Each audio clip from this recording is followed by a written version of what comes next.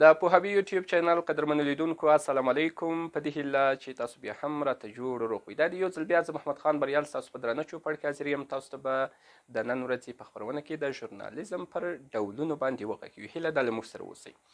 قدرمنو لیدونکو د ژورنالیزم ډولونه بیخي ډېر دي، خو موږ یې ځینې مهم راخیستي دي چې په هغو به تاسو ته بحث وکړو. هغه به تاسو ته در وښیو چې د ژورنالیزم اساسي او مهم ډولونه کوم دي. د ژورنالیزم لومړی ډول چې هغه ډېر تمرکز پرې شوی دی هغه تحقیقي ژورنالیزم دی. ګورئ په تحقیقي ژورنالیزم کې تر ډېره تمرکز په تحقیقي مسایلو باندې کیږي چې هغه څېړنې ته اړتیا لري، په هغو باندې باید څېړنه وشي. په دې معنا چې که چېرته د یو هیواد په یو هیواد کې مهم مسایل وي چې هغه تحقیق ته ضرورت لري، نو موږ تاسو باید له تحقیقي ژورنالیزم نه ګټه واخلو تر څو موږ هغه خپل معلومات کوم راپور چې موږ په تحقیقي مسایلو باندې برابروو هغه باید پوره او کره وي. د بیلګې په ډول په افغانستان کې د 1998 یا د 1999 مالي کال پای ته رسېدل، خو خلکو ته پوښتنې پیدا کیږي چې آیا د 1998 کال مالي بودیجه بشپړه مصرف شوې ده او که نه ده مصرف شوې. که حکومت وایي چې موږ مثال 80 سلنه بودیجه مصرف کړې ده او مثال په دې بودیجه کې مو دومره سپما کړې ده، دومره مو لګولې دي، خو خلکو ته بیا هم پوښتنې پیدا کیږي چې مثال که 80 سلنه د یو هیواد بودیجه مصرفیږي، نو د دې بودیجې په اړه باید خلکو ته معلومات ورکړل شي. تحقیقي ژورنالیزم اساسي دنده دا ده چې کله چې تحقیقي ژورنالیست په دې موضوع باندې راپور برابروي باید له حکومتي سرچینو نه کره معلومات راټول کړي د بودیجې په اړه، چې مثال که 80 سلنه بودیجه مصرف شوې ده، په څه شي مصرف شوې ده، کومې پروژې پرې تطبیق شوي دي. په هیواد کې چې اساسي کارونه پرې شوي وي هغه خلکو ته راټولول، د هغو معلومات تر خلکو رسول، دا د تحقیقي ژورنالیزم هغه اساسي دنده ده. یعنې په دې معنا چې په تحقیقي ژورنالیزم کې پر تحقیقي مسایلو تمرکز کیږي، تحقیقي مسایل راټولیږي، هغه تر خلکو رسول کیږي. او بیا مهمه دا ده چې مثال که چیرته په هغو تحقیقي مسایلو کې کومه تېروتنه شوي، مثال که د 1998 یا مثال د 1999 کال په مالي بودیجه کې کوم فساد شوی وي هغه هم تر خلکو رسول کیږي. که چیرته مثال کوم داسې څه وي چې هغه یعنی حکومت غوره کارونه ترسره کړي وي، ښې پروژې تطبیق کړي وي، هغه هم خلکو ته ښودل کیږي چې حکومت موږ ته دغه کارونه کړي دي. که چیرته دومره بودیجه مصرف شوې ده خو دغه کارونه یې په بدل کې کړي دي، او که چیرته فساد پکې شوی وي هغه هم تر خلکو رسول دي.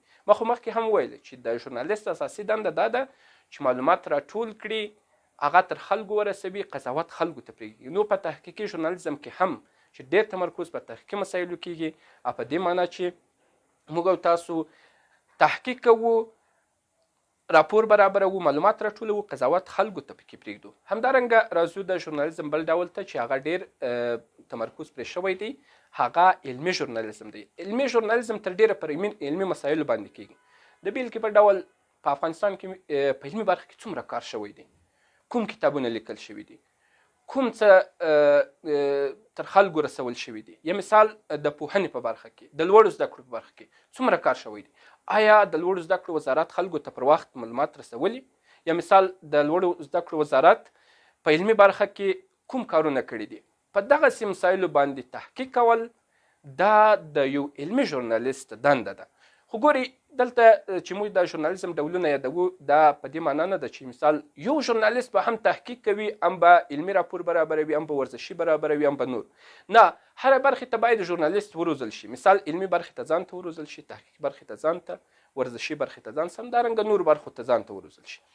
نو که چیرته موږ په علمي برخه کې تحقیق کوو باید علمي ژورنالیست موږ تاسو په خپل سټاف یا په خپلو کارمندانو کې ورلرو چې هغه پر علمي موضوعاتو، هغه که د پوهنې وزارت اړوند کیږي، که د لوړو زده کړو وزارت اړوند کیږي، او که د نورو وزارتونو د نورو ادارو اړوند کیږي، باید پر علمي موضوعاتو راپور برابر شي، تحقیق وشي، هغه تر خلکو ورسول شي.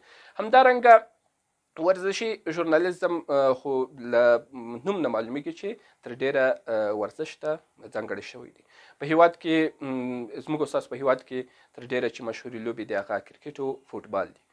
په دې یعنی یو ورزشي ژورنالیست باید په دې اړه ډېر معلومات ولري چې دوی هغه د کرکټ کومې لوبې چې دي هغه تعقیب کړي، هغه تر خلکو ورسوي، که د فوټبال په برخه کې وي که په نورو رسمي لوبو کې وي هغه تر خلکو ورسوي. همدارنګه بل ډول چې دی هغه انتقادي ژورنالیزم دی. انتقادي ژورنالیزم ګورئ په انتقادي ژورنالیزم کې تر ډیره تمرکز په انتقادي مسایلو کېږي، په دې معنی چې په هر هیواد کې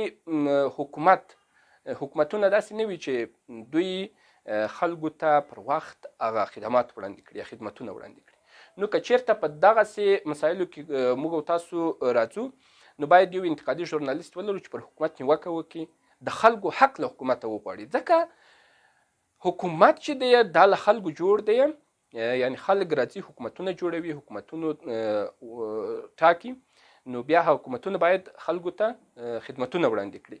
نو په دې برخه کې چې که چیرته حکومت کوم خدمتونه نه وي وړاندې کړي نو موږ او تاسو یا ژورنالیست دنده دا ده چې د انتقادي ژورنالیزم پر اساس باندې پر حکومت نیوکه وکړي، حکومت ته ووایي چې تاسو په دغومره بودیجه کې په دغومره پیسو کې مثال ولې خلکو ته خدمات نه دي وړاندې کړي.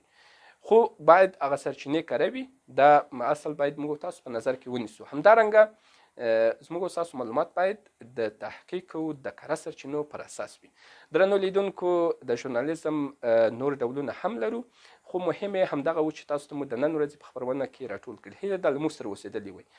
نو نن مو بیا هم پر علمي ژورنالیزم، ورزشي ژورنالیزم، تحقیقي ژورنالیزم، انتقادي ژورنالیزم خبرې وکړلې چې تاسو ته مو وړاندې کړل چې تحقیقي ژورنالیزم څه ته وایي، انتقادي ژورنالیزم څه ته وایي، ورزشي ژورنالیزم څه ته وایي. په دې هیله چې تاسو له موږ سره اوسېدلي ویه.